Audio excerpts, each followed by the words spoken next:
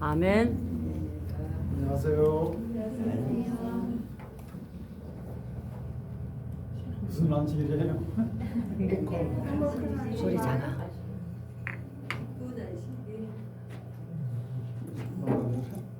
지혜씨 소리.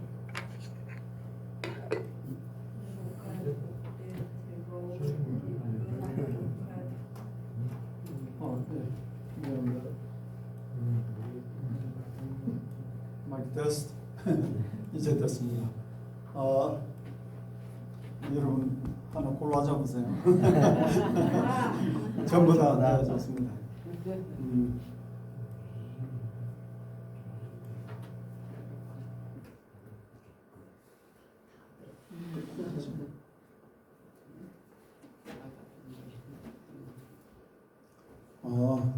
제가 또 오랜만에 10월 4일 날씨.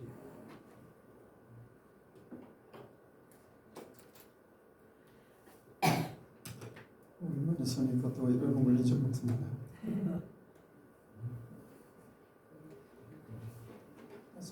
해피? 예.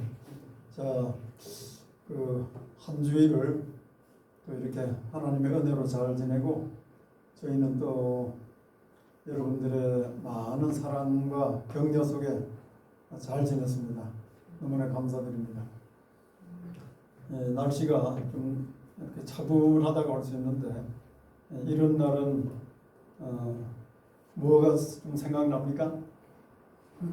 뭐 생각나는 게 여러 가지 있겠지만 혹시 뭐 사우나 이런 걸 좋아하시는 분들은 가서 그냥 푹 들어앉아 있으면 좋겠다 이런 생각을 하실 수 있어요. 저는 뭐 개인적으로 썩 좋아하지는 않지만 친구들이 강요에 의해서 가끔 가긴 합니다.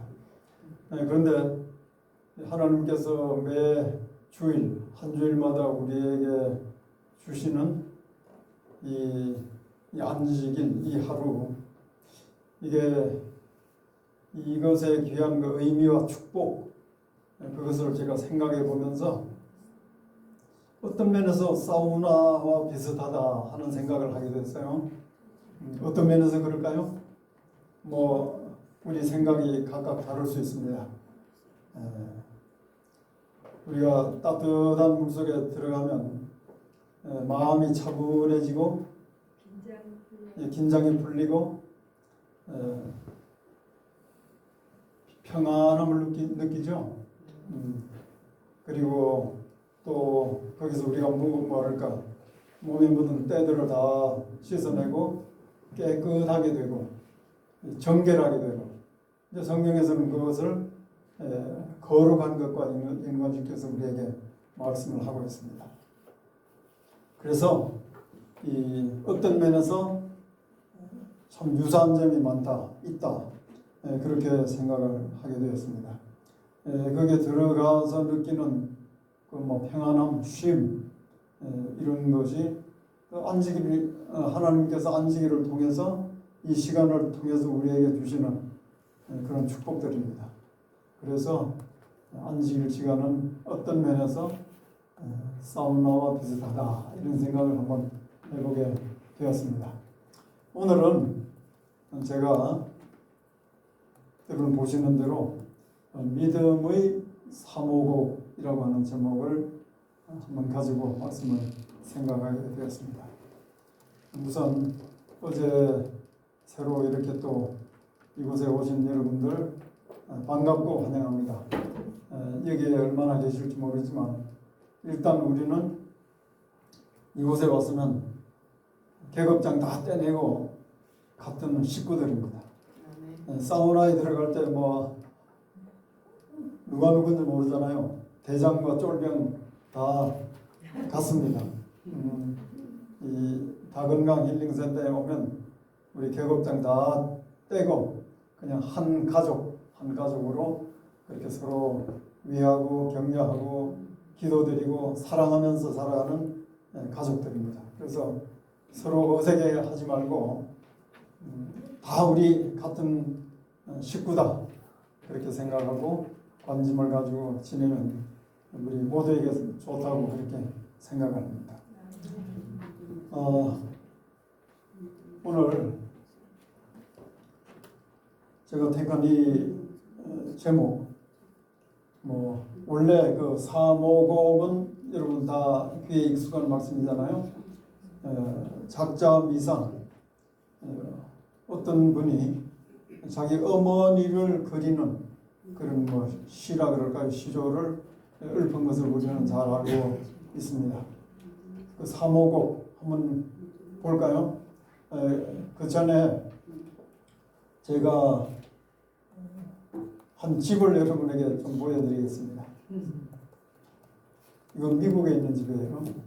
미국 저기 동부 메릴랜드 거기 가면 헤벌리 그레이스라고 하는 조그마한 촌이 있는데 거기에 어떤 부부가 정말 심혈을 기울여서 온 정성을 다하여 이 집을 지었습니다. 우리하고 아주 잘 아는 그런 사연인데 그분들이 여기에 얼마나 애정을 가지고 정성을 들이는 것을 가서 보면은 그게 분명히 느껴지고 보여집니다. 그래서 시간 될 때마다 가서 앞으로 자기들이 살 집이니까 그냥 모든 정성을 다하여 집을 이렇게 가꾸고 준비하고 그렇게 했습니다. 정말 이런데 한번 살면 좋겠다라고 하는 그런 생각을 하게 합니다.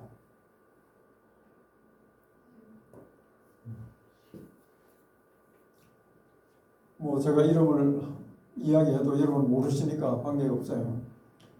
이 집은 유리 엄마네 집이에요. 우리는 그 안주인을 유리 엄마 그렇게 늘 부르고 지냈고 그 남편 이름은 김교철 씨인데 이분들이 이제 은퇴하기 얼마 전부터 이 집을 틀을 마련하고 집을 짓고 보신 대로 다 이렇게 준비했습니다. 그런데 집에 들어가기 얼마 전에 남편이 그만 벌컥 병이 들었어요. 그래서 결국 이 집에 들어가지 못하고 딸 집에 가서 잠깐 있다가 그만 남편은 잠들고 말았습니다. 그래서 이제 안주인만 남고 혼자 살기는 또 그렇고 해서 결국 이 집을 처분하고 이렇게 혼자서 또 자녀들 집에 있다가 지금쯤은 어떻게 됐는지 저도 모르겠어요. 자, 제가 왜 남의 이야기를 이렇게 여러분들이 하게 되었는가? 그건 나중에 말씀드리겠습니다. 오늘 이야기와 좀 이렇게 연관이 되는 것 같아서 제가 소개를 해드렸고 조금 전에 말씀드린 대로 우리가 아는 시조, 시, 사모곡은 여러분 다 익숙하죠? 이런 것입니다. 앞산 노을 질 때까지 호미자루 벗을 삼아 화전밥 일구시고 흙에 살던 어머니 땀에 찌든 삼배적삼 기호 잊고 살으시다 소쩍새 울음 따라 하늘 가신 어머니 그 모습 그리워서 이 한밤을 지셉니다. 무명치마 졸라매고 새벽 이슬을 맞으시며 한평생 모진 가난 참아내신 어머니 자나깨나 자식 위에 신령민전 빌고 빌며 학처럼 선녀처럼 살다 가신 어머니 이제는 눈물을 말고 그 무엇을 바치리까. 밑에 세 단은 위에 거하고 중복이 됩니다. 누가 지었는지는 모르겠지만 참 어머니를 많이 그리는 사모하는 그런 시조입니다. 그래서 우리가 사모곡이라고 이렇게 붙이고 우리에게 익숙한 그런 것임을 보게 됩니다. 성경에 좀 유사하지만 대상이 좀 다른 그런 사모곡이 있어요. 그게 오늘 여러분들과 함께 생각해 보고자 하는 내용인데 그게 바로 시편 84편에 있는 말씀입니다. 이것은 제가 성전 사모곡이라 이렇게 이름을 붙여왔어요. 시편 84편. 그 맨 위에 보면은 이것은 고라 자손의 시라 되어 있고 인도자를 따라 깃딧에 맞춘 노래. 깃딧이라고 하는 것은 악기 이름일 수도 있고 혹은 어떤 그 시적인 음악적인 면에서의 어떤 뭐 특별한 무엇을 강조하는 그런 부분이라고 할 수 있는데 사실 정확한 뜻은 잘 모릅니다. 하여간 그 깃딧에 맞춘 노래였습니다. 시인데 성전 사모곡입니다. 만군의 여호와여 주의 장막이 어찌 그리 사랑스러운지요.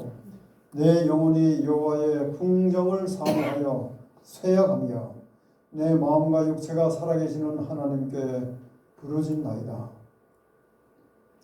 여러분께서 이 시인처럼 이것을 노래하는 사람의 입장에서 한번 애절한 마음을 가지고 한번 들어보시기 바랍니다. 나의 왕, 나의 하나님, 만군의 여호와여, 주의 제단에서 참새도 재직을 얻고 제비도 새끼둘 보금자리를 얻었나이다. 주의 집에 사는 자들은 복이 있나니 그들이 항상 주를 찬송하리이다. 주께 힘을 얻고 그 마음에 시온의 대로가 있는 자는 복이 있나이다. 그들이 눈물 골짜기로 지나갈 때에 그곳에 많은 샘이 있을 것이며 이른 네가 복을 채워주나이다. 그들은 힘을 얻고 더 얻어 나아가 시온에서 하나님 앞에 각기 나타나리이다. 만군의 하나님 여호와여 내 기도를 들으소서. 야곱의 하나님이여 귀를 기울이소서. 9절부터는 우리 함께 읽겠습니다. 시작. 우리의 관계이신 하나님이여 주께서 기름 부으신 자의 얼굴을 살펴보옵소서. 주의 운명에서의 한남이 다른 곳에서의 천달보다 나은즉 악인의 장막에 사는 것보다 내 하나님의 성전 문지기로 있는 것이 좋사오니 여호와 하나님은 회로 반드시라. 여호와께서 은혜와 영화를 주시며 정직하게 행하는 자에게 좋은 것을 아끼지 아니할 것임이니라. 만군의 여호와여 주께 의지하는 자는 복이 있나이다. 아멘. 참 설명이 크게 필요 없는 그런 내용들입니다. 고라 자손들이 이 성전을 향해서 가지고 있던 그들의 마음, 그들의 신앙심, 이것을 잘 표현한 그런 시라고 할 수 있습니다. 사실 정확한 작자는 미상이에요. 미상이라기보다 고라 자손들이 그들이 지어서를 붙다 애창했다라고도 보기도 하고, 또 한편으로는 다윗 왕이 자기 친아들 압살롬에게 이제 왕위를 잠시 빼앗기고 도망가고 예루살렘을 벗어나서 참 방랑 생활을 할 때 예루살렘에 있는 성전을 그리고 사모하면서 만든 시다. 그 시를 고라 자손들이 너무 좋아하고 자기들의 그 삶의 궤적과 삶과 너무나 이렇게 맞아떨어지기 때문에 특히 좋아해서 애창한 그런 시다. 이렇게 표현하기도 합니다. 하여간 우선 내용이 중요하니까 한번 내용을 우리가 다시 한번 살펴보도록 하겠습니다. 우리가 고라 자손이 어떤 사람들인가 하는 것을 좀 알 필요가 있어요. 고라 자손들, 고라의 후손들, 자손들. 그러면 고라는 어떤 사람인가? 고라 자손들은 고라의 후손들이고, 고라가 중요한 인물 같은데 민수기 16장에 보면은 고라의 이야기가 나오는데 불행하게도 아주 슬픈 마음 아픈 그런 역사로만 기록이 되어 있고 그 이상 고라에 대해서는 더 좋은 이야기가 나오지 않습니다. 그러나 고라의 자손들에 대해서는 좋은 이야기가 많이 등장됩니다. 자, 고라는 보시는 대로 레위의 증손, 레위의 4대 손이에요. 고라라는 사람이. 그리고 고핫의 손자이고 이스할의 아들이 고라입니다. 그 고라가 루벤 자손인 그 엘리압의 아들 다단과 아비람과 또 같은 루벤 자손인 벨렛의 아들인 온이라고 하는 사람, 그러니까 자기 자신과 다른 세 사람을 끌어들여서 포섭해서 무슨 모의를 하는 것입니다. 작당을 하는 거예요. 이스라엘 자손 총회에서 택함을 받은 자, 이제 그들이 주동이 되고 또 다른 사람을 휴합했는데 이스라엘 자손 총회에서 택함을 받은 자 곧 회중 가운데서 이름 있는 지휘관 250명과 함께 일어나서 모세를 거스리니라. 이 소위 그 족장들, 그 가문의 가장들이라 할 수 있는 이 사람들 250명을 자기들 편으로 끌어들였다고 하는 것은 굉장한 그 설득력이 있고 리더십이 있었다고 말할 수 있습니다. 어떻게 말을 했는지 모르지만 그 사람들이 고라의 좀 울리는데 고라의 이야기를 듣고 그렇지, 그럼 당신 말이 맞습니다. 그럼 우리가 그렇게 도와야죠. 소위 그 역적 모의, 쿠데타를 모의하는 것을 보게 됩니다. 그래서 그 대상은 그들의 지도자 모세였어요. 모세가 이 사람들이 어느 날 한꺼번에 이렇게 탁 250명과 네 사람이 앞에 서고 250명들이 그 족장들이 딱 이렇게 포진해 있으니까 그 분위기가 얼마나 좀 힘이 들어가 있는 사람들, 백성들이 보기에는 이야, 저 대단하다. 무슨 일이 있는가 보다. 무슨 큰 일이 있는가 보다. 우리가 한번 귀 기울여 들을 필요가 있겠구나라고 그런 마음을 가지게 할 만큼 굉장한 분위기가 형성되었습니다. 이제 모세는 이쪽에 서고 그 사람들은 저쪽 편에 서서 모세를 향해서 아주 거스리는 말을 하는 것입니다. 이거는 고라라고 하는 사람이 이 레위,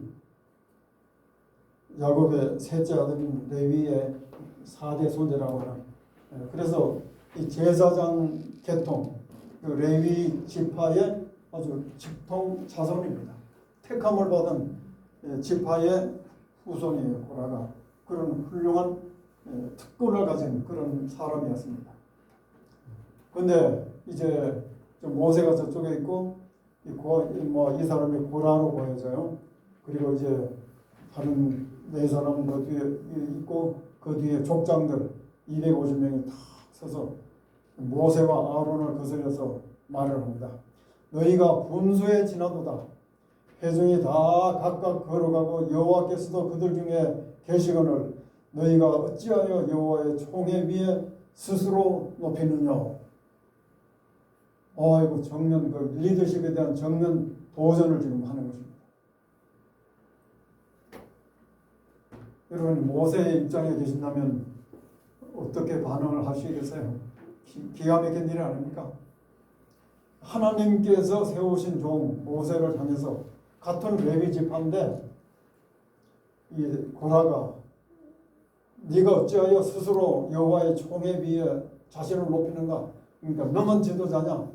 너희만 아론만 너희 형 아론만 제사장 직분을 가질 수 있느냐? 우리는 뭐냐? 우리도 같은 레위 지파고 우리도 다 이렇게 힘들게 광야 생활을 하고 다 이렇게 협력하고 살았는데 어찌하여 너희만 그렇게 특권을 가지고 살아야 하느냐? 그렇게 아주 대항을 하는 것입니다. 모세가 그 모든 이야기를 다 듣고 나니까 정말 마음이 어떻겠어요?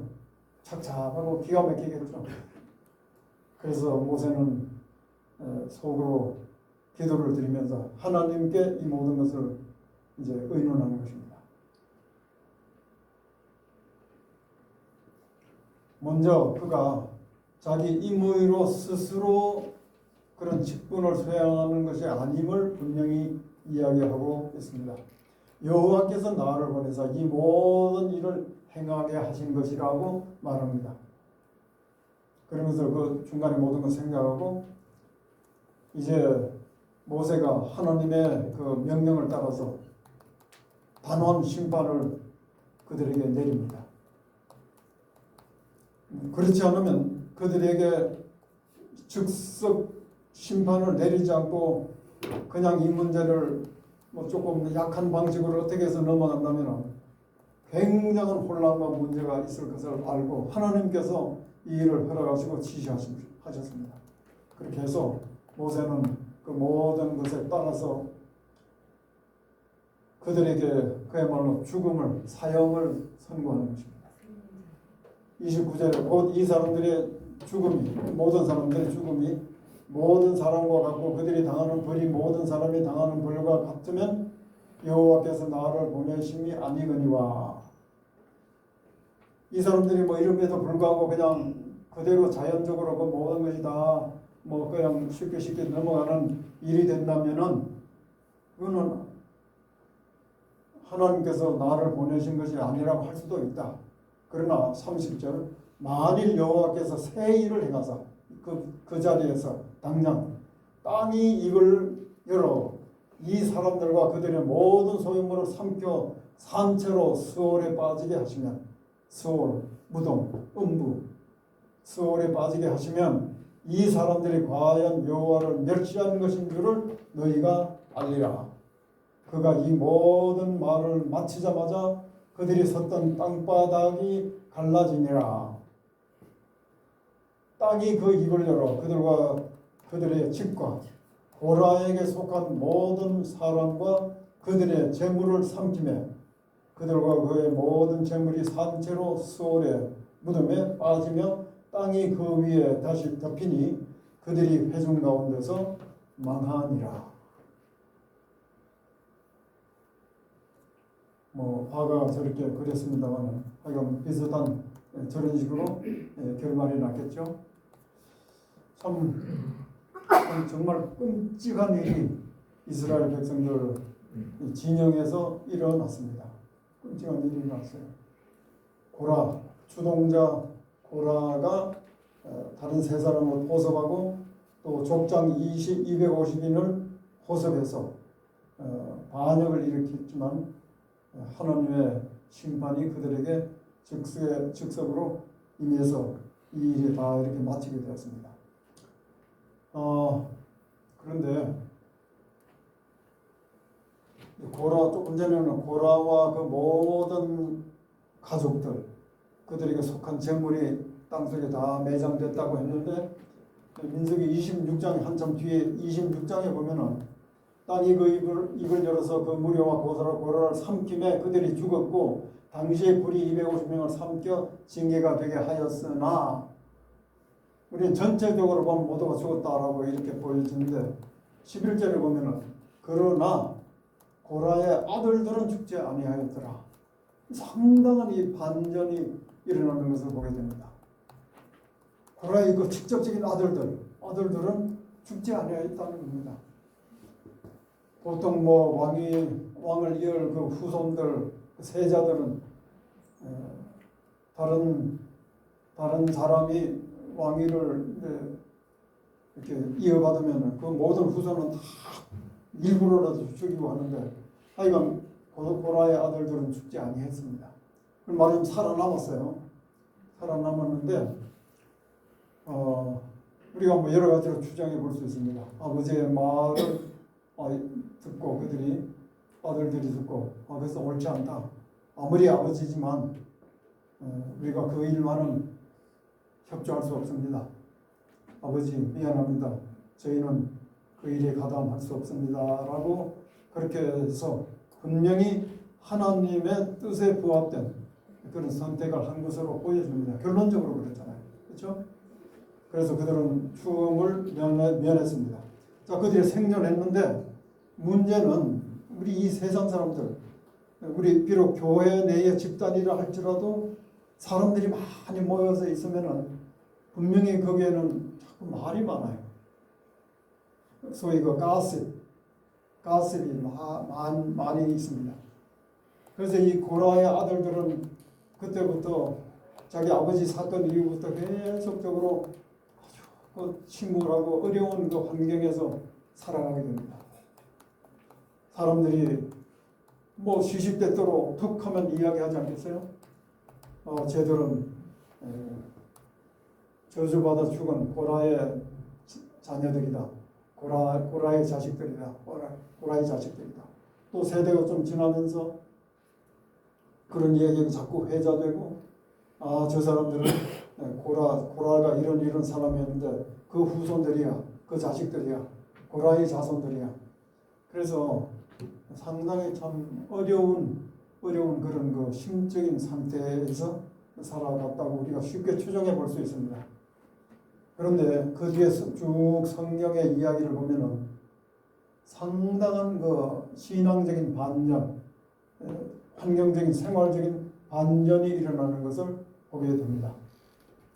그들이 그 모든 어려운 환경에도 불구하고 그들은 하나님을 바라보고 하나님의 성전 봉사를 하고 도우고 하는 일을 즐거움으로 삼고 기쁨으로 삼고 보람으로 삼고 그렇게 꿋꿋이 살아가면서 이제 솔로몬과 다윗 시대에 그들이 굉장히 중요한 역할들을 감당하는 것을 보게 됩니다. 성경에 여러 가지로 그 이야기를 하고 있어요.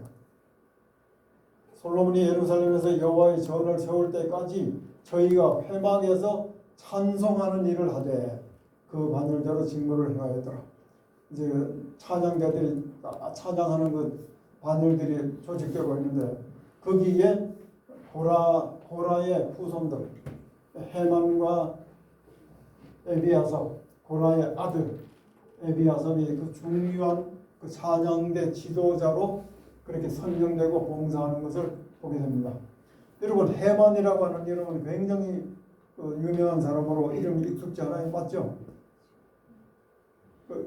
음악의 아주 그 최고 지도자, 그 다윗 당시에 최고 지도자 3인이 있었습니다. 3인방.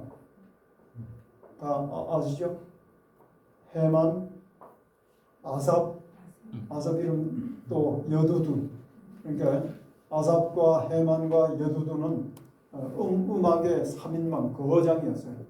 정말 이들이 얼마나 큰 그 재능을 은사를 가지고 성년 봉사, 특별히 음악 활동을 통해서 성년 예배에 참여하고 백성들을 지도하고 하는 것을 이 역대기를 통해서 우리가 쭉 더듬어 살펴볼 수 있습니다. 찬양과 음악을 통해서 성전 봉사를 예배 의식에 참여했을 뿐 아니라 성전의 그 문지기, 성막의 문지기의 역할을 한 살룸이라고 하는 사람이 있는데 그 사람은 그 문지기들의 두목이었습니다. 말하자면 지도자였어요. 지금 뭐 우리가 문지기 하면은 약간 그 직급이 낮은 것처럼 그렇게 좀 생각할 수가 있어요. 그렇지만 사실 이 성전을 지키는 문지기는 굉장히 중요한 그런 직책이었습니다. 그 살룸이라고 하는 사람이 바로 고라의 자손이에요. 살룸 그리고 또 하여간 뭐 다 같은 이야기입니다.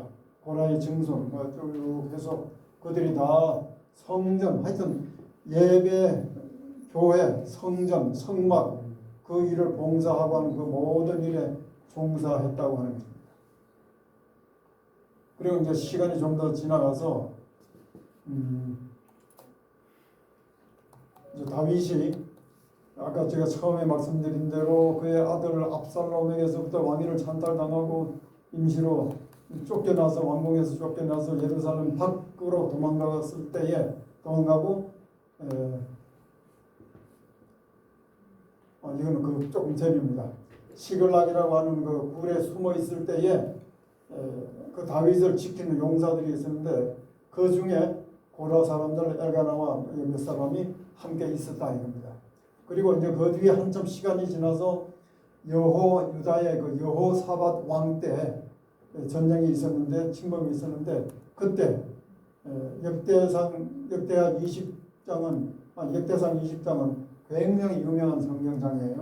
그때 고라 자손에게 속한 레위 사람들이 서가지고 심히 큰 소리로 이스라엘 하나님 여호와를 찬송하니라.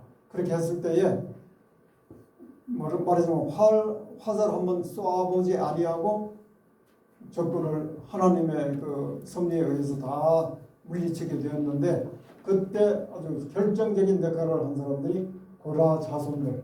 그래서 그들이 심히 큰 소리로 찬양을 막 리드하고 온 백성들이 찬양을 따라하고 해서 이 전쟁이 거기서로 끝나게 되었습니다. 하여간 제가 지금 말씀드린 몇 가지 이제 성경 절들은 비록 그들이 고라 자손이라고 하는 그 딱지가 늘 붙어서 다니긴 했지만, 그들이 하나님께 헌신하고 아주 열정적으로 성전 봉사를 하고 온 마음을 다해서 헌신하고 했을 때 하나님께서 그들을 축복하시고 놀라운 반전을 일으켜 주셨다고 하는 것입니다. 그것이 바로 그들이 그렇게 봉사하고 하면서 늘 마음에 읊조리고 외우고 노래하고 했던 게 바로 시편 84편이라고 하는 것입니다. 그래서 말씀드린 대로 성경 시편 84편은 성전 사목곡입니다. 성전 사목곡. 그래서 저도 다윗이 지은 고라 자손들이 참으로 애창한 시편, 그것이 시편 84편이겠다라고 생각을 해보게 됩니다. 아까 우리가 함께 읽었는데 이 84편은 고라 자손의 시고 깃깃에 맞춘 노래인데, 여기 보면은 한 몇 단으로 이렇게 나눠볼 수 있어요. 84편을 크게 3단으로 나눌 수 있습니다. 1절에서 4절, 5절에서 8절, 그리고 9절에서 12절인데, 제1단은 성막에 거하는 자들의 축복을 노래하고 있습니다. 성막에 거하는 자들의 축복. 그리고 두 번째 단인 5절에서 8절은 성전을 향한 순례자들의 축복을 말하고 있습니다. 비록 그 순례자들이 지금 당장 하나님의 성막, 성전의 그 곁에 그 주변에 있지는 못하지만 그 성전을 향해서 향해서 가는 그 순례자들이 성전을 그리면서 노래하는 그런 내용이라고 볼 수 있습니다. 그리고 마지막 제3단은 9절에서 12절, 이것은 또 반복되는 것으로 주의 궁정, 성막인 주의 궁정에 거하는 자들이 누리는 축복, 이것을 이야기하는, 노래하는 그런 내용입니다. 그래서 84편은 1단, 2단, 3단으로 이렇게 구분해 볼 수 있다라고 하는 것입니다. 그리고 이 시편에는 전능하신 하나님, 이것이 여러분 반복적으로 자꾸 불러지고 있습니다. 만군의 하나님. 1절에도 나오고 3절에도 나옵니다. 그리고 8절에도 만군의 하나님 여호와여라고 하는 말이 나오고, 또 제3단에도 만군의 여호와여, 이 주체가 만군의 하나님이심을 보게 됩니다. 그래서 제1단에, 제2단에, 제3단에 다 만군의 하나님을 노래하고 있습니다. 그래서 시인, 또 고라 자손뿐 아니라 이 시를 암송하고 외우고 또 노래하는 읊는 모든 시인과 고라 자손이 동경한 대상이 무엇인가? 그것은 바로 주님의 장막, 주님의 집, 주의 제단, 주의 궁정, 다 같은 것이죠. 표현만 다르지 같은 것입니다. 그들이 정말 사모하고 동경한 대상은 주의 장막이고 집이고 제단이고 궁정입니다.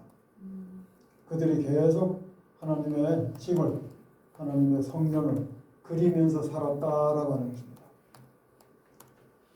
그리고 이 84편에 열거된 이런 것으로 말미암아 주어지는 놀라운 축복, 세 가지가 있는데 이걸 이렇게 표현하고 있습니다. 제1단에는 4절에 주의 집에 거하는 자가 복이 있다, 그렇게 말했고, 제2단에는 그 마음에 시온의 대로가 있는 자는 복이 있다. 시온의 대로라고 여기서 하는 것은 성전을 향해서 가는 길을, 마련된 길을 이야기하고 있는 것입니다. 그 시온의 대로를 향해서 내가 가는데 그 가는 목적은 하나님의 성전을 찾기 위한 것입니다. 그래서 그 마음의 시온에 데려가 있는 자가 복이 있다라고 하는 것이고, 또 세 번째, 그래서 궁극적으로 우리가 온 우리의 마음과 삶을 하나님께 의지하고 드리는 그런 자가 복이 있다라고 하는 것으로 끝을 맺고 있습니다. 자, 그럼 우리가 간단하게 다시 한 번만 시편 84편을 한번 그 마음을 다해서 한번 음미해 보겠습니다. 시인이 정말 그가 사모하고 그리워하고 좋아하는 대상, 그것이 하나님의 성전, 장막이었음을 묘사하고 있습니다. 만군의 여호와여, 주의 장막이 어찌 그리 사랑스러운지요. 이게 뭐 저도 아직 숙제예요. 내가 정말 이 시인처럼, 시인만큼 하나님의 성전에 대해서 이렇게 사모하고 그런 마음을 가지고 있는가라고 물으면은 제가 선뜻 대답을 할 수 있을까라고 하는 생각을 해보게 됩니다. 그게 하나의 계속적인 목표가 되겠습니다. 내 영혼이, 내 마음, 내 영혼이 여호와의 궁정을 사모하여 쇠약하며 내 마음과 육체가 생존하시는 하나님께 부르짖나이다. 하나님의 성전을 사모하는 그 마음 때문에 지금 당장 그곳에 가 있지 못하고 내가 하나님께 경배를 드리지 못하는 그 상황 때문에 그래서 거기서 그리워하는 마음이 너무 사무쳐서 이제 막 마음이 쇠하여졌습니다. 그래서 하나님께 사모하여 부르짖는다라고 하고 있습니다. 심지어 마음대로 날아가서 주의 자들에서 참새도 제집을 얻고 제비도 새끼들 보금자리를 얻었나이다.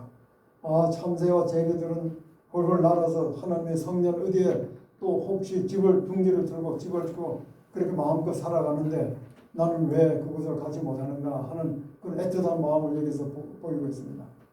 그러면서 주의 집에 거하는 자가 복이 있나이다. 저희가 항상 주를 찬송하리이다. 나는 비록 그렇게 하지 못하지만 하나님의 장막, 하나님의 집에 거할 수 있는 사람은 참으로 복받은 사람이다 라고 하는 것을 말하고 있습니다. 지금 우리가 마음껏 이 안식일에 하나님의 교회에서 찬양하고 경배하고 예배드리고 하고 있습니다. 그러나 언젠가는 혹시 우리가 원하더라도 그렇게 하지 못할 때가 우리 생전에 올지도 모릅니다. 그때는 2025년 10월 4일 안식일에 우리가 다건강 힐링센터에서 마음껏 이렇게 참 편하게 예배드리는 그때가 참으로 좋았는데 라고 생각할 때가 올 수도 있습니다. 우리가 그런 때가 오기 전에 어떻게 해야 되겠어요? 지금 주의 집에 거해서 하나님께 예배드리고 찬양을 하고 하는 이 모든 것이 참으로 복되다라고 하는 것을 마음 깊이 느끼고 감사하고 그래서 온 마음을 당해서 찬양하고 기도하고 예배드리는 자세를 가지는 것이 우리가 마땅히 가져야 될 자세가 되겠습니다. 그렇습니까? 네. 그것이 우리 예배드리는 자들의 모습이 되어야 될 것입니다. 주의 집에 거하는 자가 복이 있나이다. 저희가 항상 주를 찬송합니다. 그래서 우리 입술에는 항상 주님을 찬송하는 찬양이 있어야 된다. 하나님의 집은 sanctuary, 태바니컬이기도 하고 이건 뭐 솔로몬 당시 잘 지은 성전이라고 볼 수 있는데 하여간 뭐 외형적인 형태가 어떻든 간에 주님의 집은 하나님이 계시는 집입니다. 다윗이 하나님이 그곳에 계셨기 때문에 그곳을 사모했습니다. 하나님이 계시지 않는 천막을 왜 사모했겠어요? 결국은 하나님이 계시기 때문에 그곳을 사모한 것입니다. 주님의 집은 하나님의 임재의 장소입니다. 그곳은 안식과 평화가 깃든 장소입니다. 하나님께서 주시는 안식, 하나님께서 주시는 평안, 이것이 있는 장소입니다. 그곳은 또 그것과 함께 위의 것들과 함께 우리 하나님의 자녀들, 하나님의 백성들이 함께 거룩한 사랑의 교제를 나누는 장소이기도 합니다. 그래서 주님의 집은 주님의 집은 참으로 복된 장소인 것입니다. 5절부터 보면은 이 성전을 벗어나서 성전을 가지 못하고 있는 그 상태에서 성전을 사모해서 노래하는 내용이 나와 있습니다. 주께 힘을 얻고 그 마음에 시온의 대로가 있는 자는 복이 있다. 시온의 대로 아까 제가 말씀드린 대로 성전을 향해서 갈 수 있는 길. 그래서 그 길을 가는 사람은 복이 있어요. 그 길마저 가지 못하면 안타까운 일인데. 그래서 마음의 시온의 대로가 있는 사람. 그래서 나중에 시온의 대로가 정말 실제로 형성되고 그곳을 가게 될 때는 그 마음에 영원히 실현되는 것이라고 할 수 있겠습니다.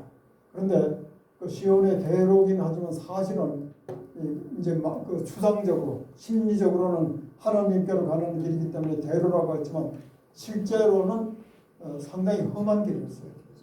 그 여리고에서 예루살렘으로 예를 들어 가는 길 굉장히 험하고 어렵습니다. 그 The Valley of Baca라고 하는 말 표현이 있는데 그것은 아주 험한 골짜기 거기서 표현하는 것입니다.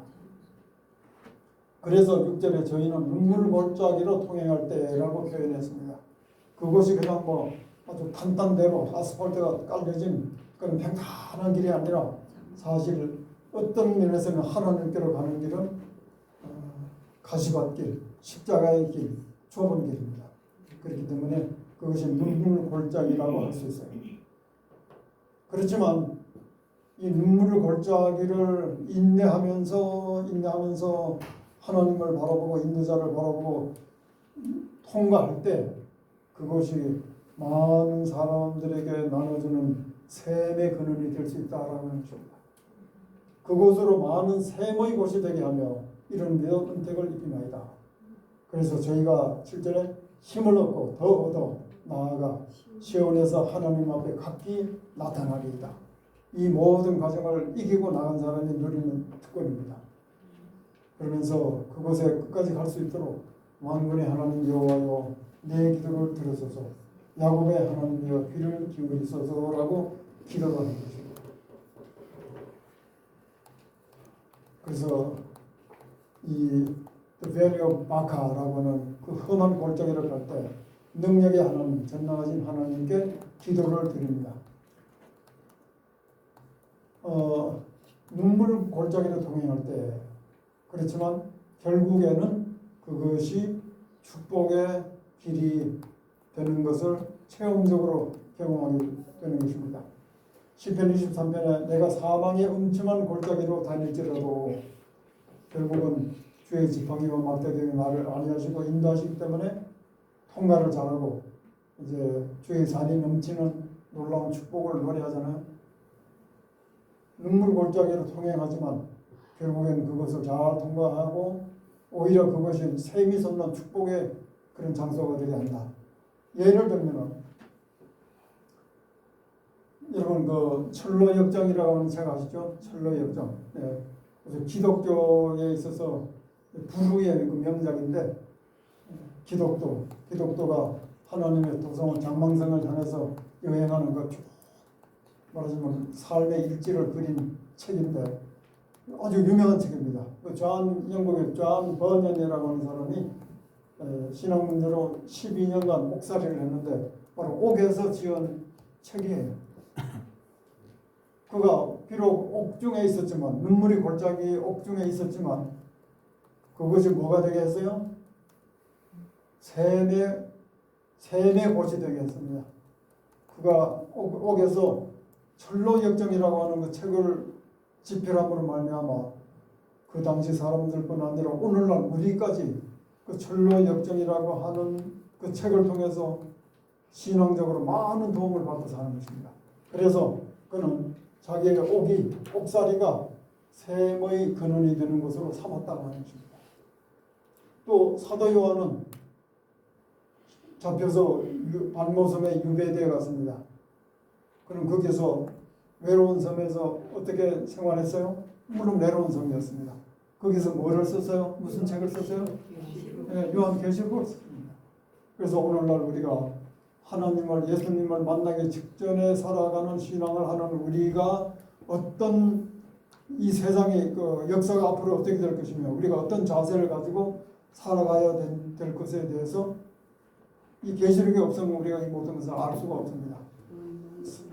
사도 요한이 눈물의 골짜기인 그곳에 외딴섬 반모섬에서 그곳이 많은 사람들에게 생명수를 전달하게 하는 샘의 곳이 되게 한 것입니다. 비록 우리도 어떤 면에서 다 각자 이 눈물의 골짜기 통과하는 과정을 건넌다고 할 수 있습니다. 그렇지만 이것이 아이고 힘들다 못 살겠다 죽겠다라고 하기보다 이곳이 샘의 곳이 되게 내가 해야 되겠다라고 생각을 하고 결심을 하고 그렇게 그런 자세를 가지고 살아간다면 정말 이곳이 샘이 샘솟는 그런 곳이 될 수가 있습니다. 여러분 동의되세요? 이거는 내가 결심하는 대로 되는 것입니다. 저도 막 부정적인 거 생각하면 좀 하루도 못 살겠어요. 그렇지만 혹시 하나님께서 나를 통해서 뭐 간접적이지만 뭐 하나라도 다른 사람에게 어떤 그 용기와 위로가 되는 부분이 있다면 뭐 그것으로 좋다라고 생각하면서 그런 마음을 가지만 저도 좀 위로와 용기를 스스로 얻습니다. 우리 집사람 보면 어떤 때는 좀 희망이 반짝 보이다가 어떤 때는 아유 이거 어느 세월에 뭐 이런 생각이 막 왔다 갔다 해요. 제가 한두 사람에게 이야기했는데 그저께 오후에 제가 운동이 좀 필요해서 잠시 이렇게 누워서 여보 나 잠깐 좀 밖에 운동하고 올 테니까 산책하고 올 테니까 잠깐 있어 그랬더니 고개를 끄덕끄덕해요. 여보 내가 뭐라 그랬어? 그랬더니 이 사람이 갑자기 You said you're gonna go for a walk. 영어로 탁 대답합니다. 당신은 산책한다 그랬잖아요. You're gonna go for a walk. 그래서 깜짝 놀라서 이야 저런 때만 계속 된다면 됐는데 근데 갔다 오면 또 옛날로 되돌아갔어요. 여보 갔다 왔어요. 그래도 묵묵부답. 이게 그냥 막 소위 뭐 흔한 말로 지옥과 천당이 막 왔다 갔다 하는 것입니다. 그래서 지금 제가 드리는 말씀은 우리가 내가 걸어가는 과정, 이 삶의 궤적, 이 모든 이 상황이 수월, 무덤, 눈물의 골짜기라고만 자꾸 생각하면은 그렇게 자꾸 될 수 있어요. 그렇지만 이것이 샘솟는 곳이 될 수 있다. 내 잔이 넘치게 하는 그런 하나의 그 여정이다라고 생각하면은 또 그렇게 될 수 있습니다. 그래서 우리의 선택입니다. 선택. 그래서 제가 지금 저한테 다짐하는 소리인데 우리 정말 긍정적으로 좋은 쪽으로 생각하면서 정말 우리의 생각대로 그렇게 실현되는 그런 축복을 우리 모두가 경험하게 되기를 바라겠습니다.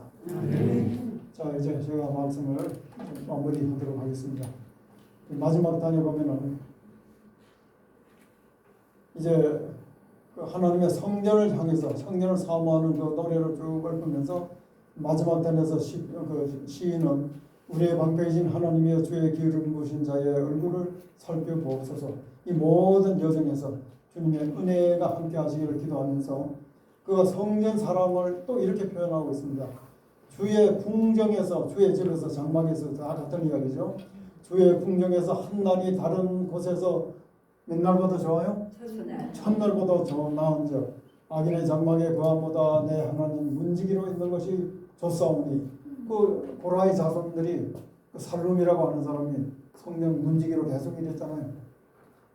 그래서 아주 하나님이 계시지 않는 어떤 화려한 궁정, 바로의 궁정 뭐 이런데 첫날보다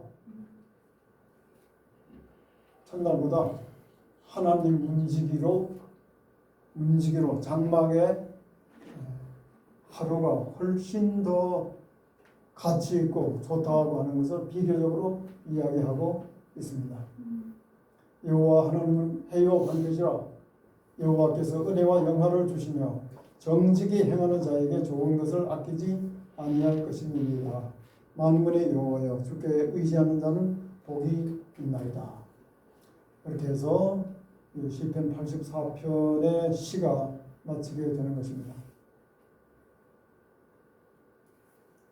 우리가 의지하는 하나님은 우리에게 새 힘을 주시고 눈물을 기쁨으로 바꿔주시는 분이시고 우리를 보호하시는 방패이신 하나님이시라고 하는 것을 노래합니다. 자, 그래서 시편 기자가 사모한 하나님의 장막은 보시는 대로 평안한 안식주고 보금자리고 항상 주님을 찬송하는 곳, 또 힘이 샘솟는 장소, 하나님과의 교제의 장소가 되는 것입니다. 시편 기자 고라 자손들 다윗만 하나님의 성전을 사모한 것이 아니라 사실은 예수님이 어릴 때부터 하나님의 성전이 자기 집이라고 하는 것을 분명히 그 제사장들과 사람들에게 이야기했습니다. 누가복음 2장에 예수께서 가라사대 어찌하여 나를 찾으셨나이까? 이것은 자기 그 아버지 어머니 요셉과 마리아의 한 이야기였습니다. 내가 내 아버지 집에 내 성전에 있어야 될 줄을 알지 못하셨나이까? 나는 하나님의 아들 성전에 있어야 되는 사람입니다. 그렇게 당당하게 예수님이 이제 자기 부모들 또 제사장들에게 이야기하는 것을 여기서 볼 수 있습니다.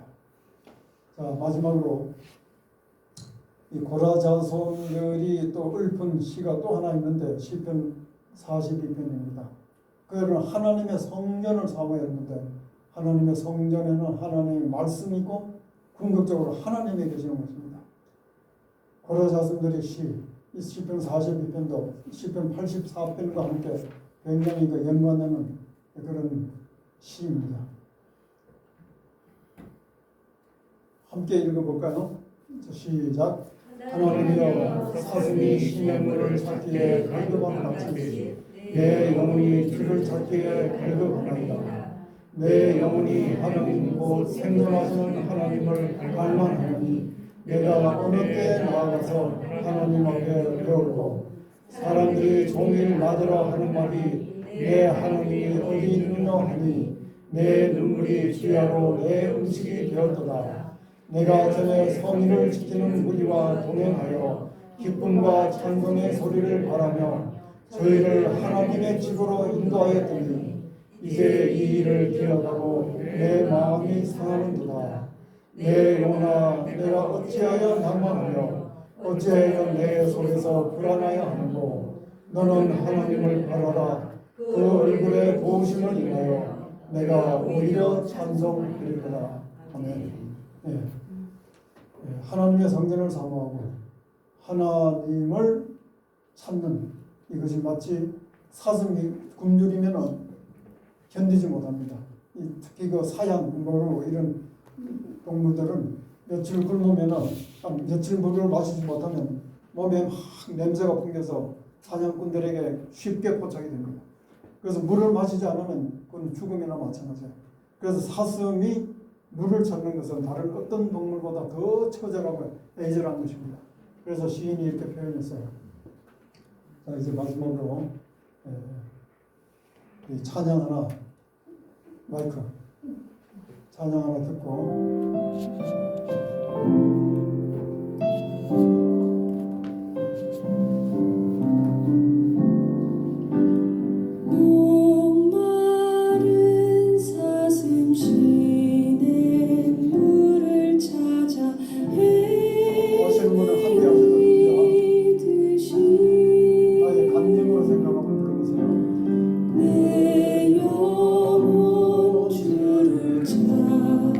기에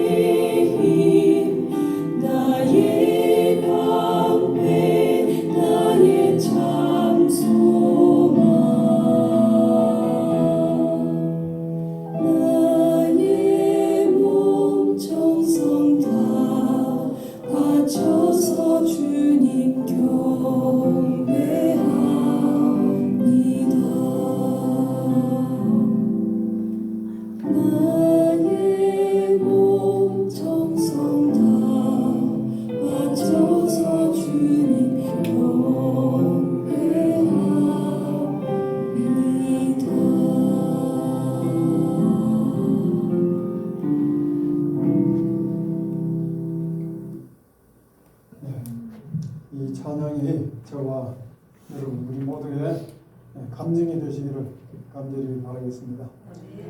우리가 하나님의 전을 사모하고 나아갈 때 예수님께서 약속하신 하늘에 거할 처소 이것이 우리의 것이라고 하는 것을 약속하셨습니다. 아까 처음에 제가 그 유리 엄마네 집을 보여드리면서 서론을 시작했는데 그분들이 우리 아주 친한 분들이고 잘 아는데 그렇게 정말 은퇴하고 살기를 원해서 심혈을 기울였던 그 집이지만 결국은 살지 못하고 그냥 삶이 그렇게 되고 말았어요.